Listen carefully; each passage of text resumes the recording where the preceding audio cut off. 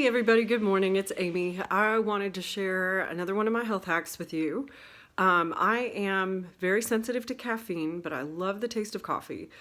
And so I have found through researching and finding a suggestion by Magdalena Wishlacki of Hormones Balance that a tea called roasted dandelion root gives you the same bitter flavor similar to coffee.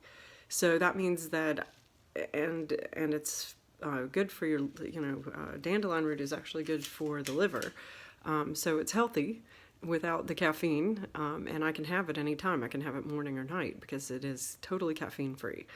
So I'm going to just give you a few other pointers that I use in making this tea, and also share with you a little bit more about some of the other teas that I like, especially during these winter months. But I do stay hydrated, and I drink a lot of herbal tea because they replenish a lot of minerals and balance our hormones and things like that.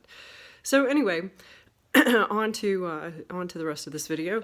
I'm just going to show you a finished cup of tea that I've made here on the counter, just so you can see that it does look indeed like coffee.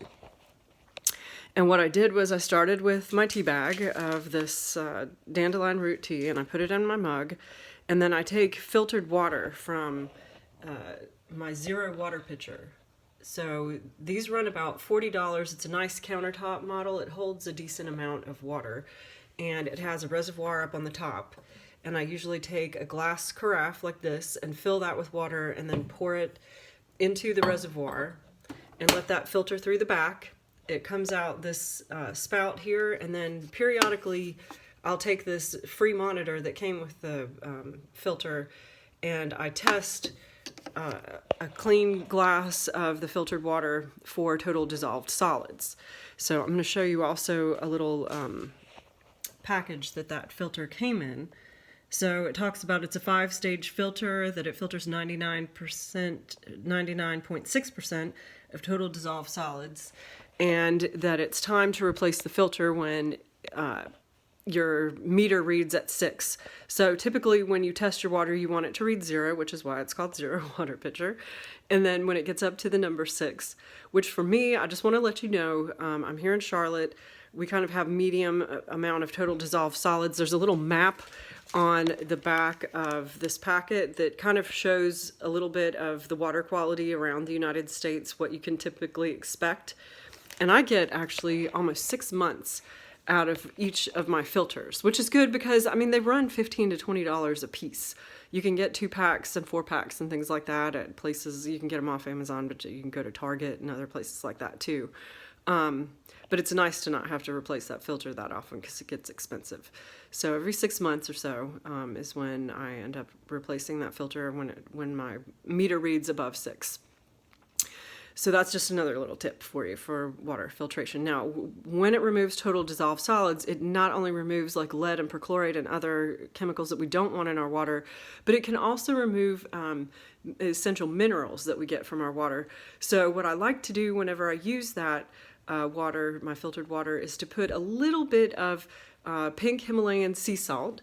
So I'm just going to show you what I found on Amazon. It got really good reviews, and that's why I chose it.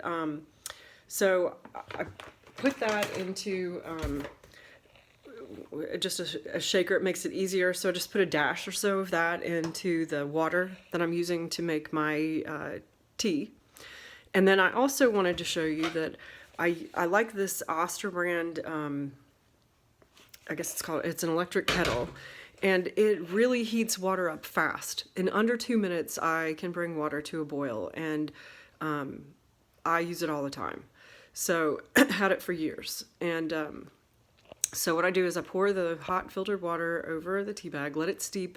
Typically I go do something getting ready in the morning, so I usually let it sit about 10 minutes. You might not need to leave it more than about 6 minutes, but I mean, it's entirely up to you. And then I often add a little bit more of my cold filtered water just to bring it to a more drinkable temperature. And then the other thing I like to do is Sometimes I like to drink it plain and bitter, but there's other times when I prefer it a little bit sweet. So I like this liquid stevia from Trader Joe's, and the reason why I ended up picking that was because a lot of the powdered forms of stevia end up being adulterated with like desiccating agents that keep it like they're anti-caking agents. And then I've also seen even like little powdered milk things in the stevia, and I really need to avoid dairy. So I prefer the liquid. This is organic, which is good. And then also you want whole leaf stevia because that's where you get the most benefit. It's got some antimicrobial properties, and so you get kind of a double benefit. So you get the sweetener and you get the antimicrobial action of that. And then the final thing that I like to add to the tea is this mushroom powder by Ohm. It's called Lion's Mane Mushroom. And the reason why I like this is because lion's mane is what we call a nootropic. So it increases BDNF, which is brain-derived neurotropic factor, which actually helps repair and increase the neuronal connections in your brain and can help repair memory. And I have been through a lot of stress in the past, and it did wreak havoc on my memory. So that has been like an ongoing passion of mine, is learning how to reduce inflammation in my body and also learning how to do some brain repair. And I love to listen to natural health summits. I am a total geek when it comes to that. I will spend many hours a day. There have, over the last 10 or more years, I have spent 5 to 10 hours sometimes when these health summits come on. They have 40 plus practitioners, anywhere from MDs to PhDs to chiropractors, you name it. They cover the whole gamut. And they all focus on natural ways of healing the root cause of what's going on. And I have learned a lot.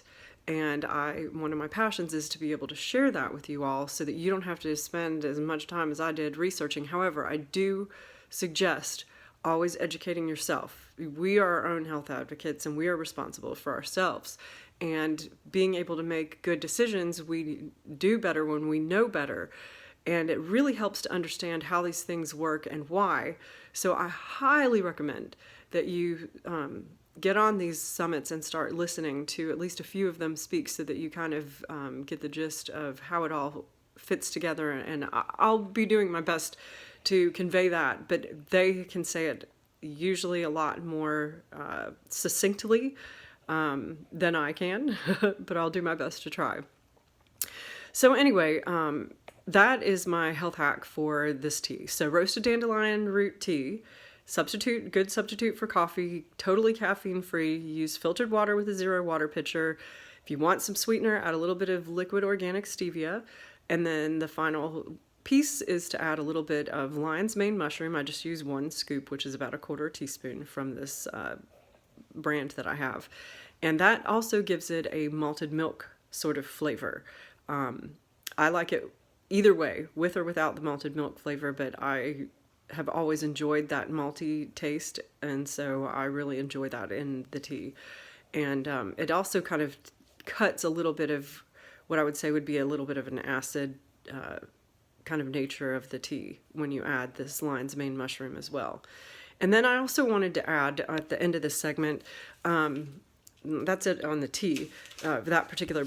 But I also like from that brand, I like this rose hips with hibiscus. Hibiscus is really good for helping with sleep.